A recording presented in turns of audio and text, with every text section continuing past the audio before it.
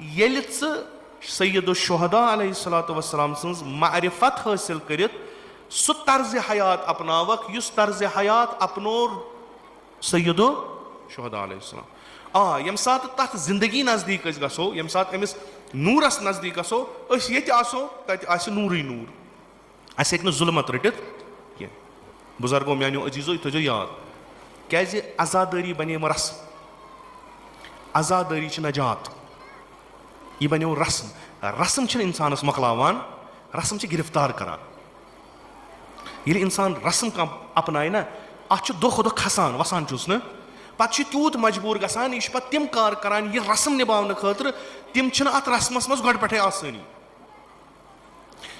आजादारी छन रस्म, आजादारी यारी करें मकतबे पैगंबर अकरम सल्लल्लाहु अलैहि वसल्लम। यह तुंद वदन, यह तुंद दग तुलन, यह तुंद फरियाद दिन, यम तुंद बुद बुद दिन, यम तुंद परेशान हाल रोजुन, यह खाक मलित वन, यह निशानी अकिस यावर सुन युस द्रामुत यारी करने मोहम्मद रसूलुल्लाह सल्लल्लाहु अलैहि वसल्लम। यह मामूली चीज क्या।